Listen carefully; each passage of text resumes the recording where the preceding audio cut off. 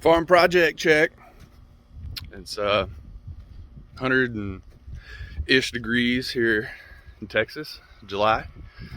So it seems like a good day to get outside and do some things. So today's project. As you know, we've got about a half-acre garden area through the pool in there just because it was 109 degrees the other day. And I'm not sure if I can zoom in here, but we got, in addition to the farm, old Dale over there.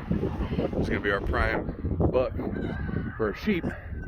And he's done a pretty good job of keeping the grass down in the garden. We started tackling our melons and cucumbers in our hoop house over there. So we're extending the grazing area about an acre. Got our first swing at some electrical fencing. So we got our ground rod, got the galvanized, I think it's a 7-foot ground rod. Got half a mile of fence or wire. I believe that's 14 gauge. And then all the fixings. All right, so fast forward a little bit. We got all the posts in. Let's see if I can zoom out and give it a look.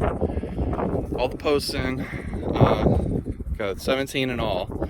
I didn't want to fiddle with having to rebuild some of these corner braces like this, because I mean, we may want to expand or may not like it. I'm doing a lot of learning right here. So we got 5-foot posts right here, and then I've got some 8-foot posts down there that I just drove like way down in the ground, and are going to use those as our corner braces to see how that works. So what we got here is, as you can tell, the ground is super duper dry out here during certain times of the year. So we're going to set up our fence rather than driving a bunch of ground rods. We're going to do a negative, hot, negative, hot. So we don't have to worry about the ground being moist enough to close the circuit or conduct. So the sheep touching the ground and touching the hot would, close the circuit and shock them. This way, if they try to push through, they'll touch the negative, their nose will touch the hot, and they'll back up. Or if they try to jump over, they'll touch the negative and they'll touch the hot up top, and they'll come back. So what we did was, I'm gonna walk you up here. We got them spaced about 15 feet apart because we're using 14 gauge high tensile, and it should be good to do that way.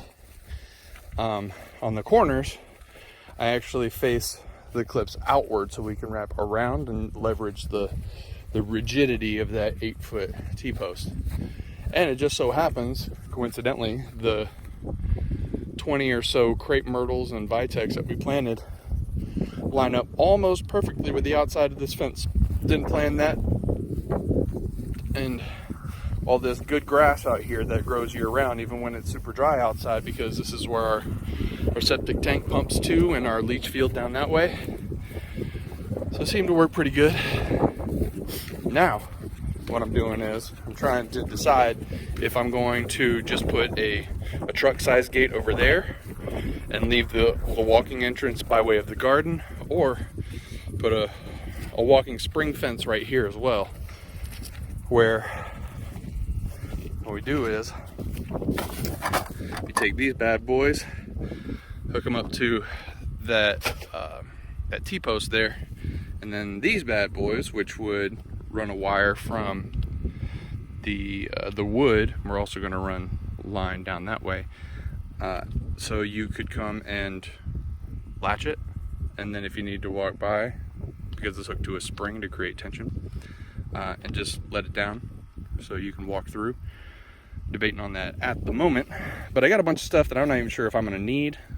We got these guys I know I'm going to need, which will help us make sure that we have a solid connection when connecting wires together, and also these crimpers and a crimping tool to make sure we get those nice and tight for good conductivity, and then these insulated wire guards so we can use them to wrap around the wood or anything else to pull them nice and tight.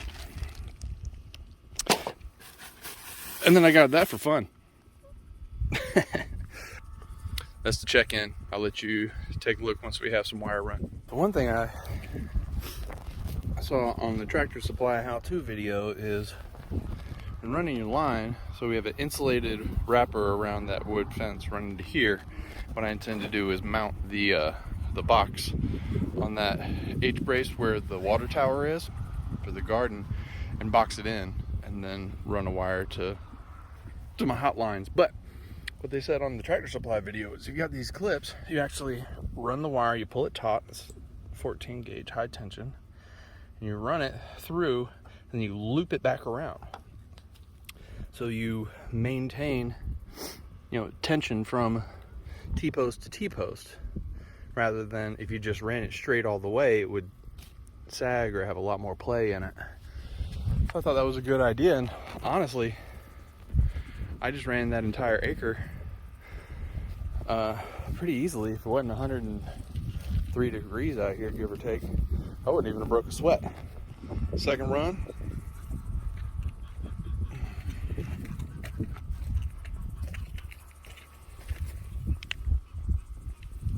Alright, third run down. Looking good. So what I've done here is I've put 3 up, and looking at it, I'm not super confident that the spacing is right. So I would go ground, hot, ground, and this is about 18 inches. I think I went too much. So if I have enough wire, I'm gonna do another hot run right here. But we'll figure it out. All right, a couple hours later, only one trip back to Tractor Supply and a bunch of extra parts. I went ahead and added that extra line that I was talking about. So now we've got 1, 2, 3, 4, 5, and as you can tell by the hookups here, we've got ground, hot, hot, ground, hot. And it's actually, though it looks kind of complicated, it's actually really simplistic. So you've got your fence wire, you run it to your first hot, and then you just jump it to whatever other wires you want. Then you got your ground, or your negative, and you run it, do the same thing, whatever wire you want, and jump it. But then you jump your actual ground, back up a little bit, and so you jump your actual ground just in the same way all the way over to your galvanized ground rod.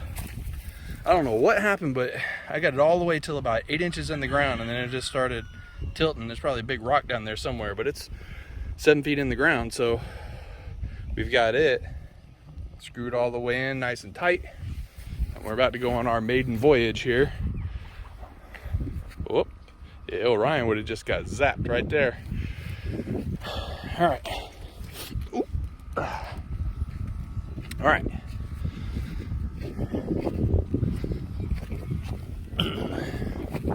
We're gonna plug this in right here. See if I can do it with one hand.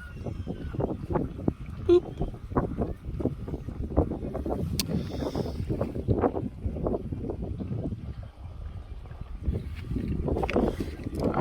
Water softener just started putting out, so this is actually kind of cool. I got another video about it. My water softener, because we use potassium, puts out into these big water tanks. I use it to run down. I got buried lines over to all my garden beds, and I had been just leaving it open because we've been out of town in Atlanta, but I just closed it so it will build pressure and store up some water. All right, so that should be on. I got my voltage meter here.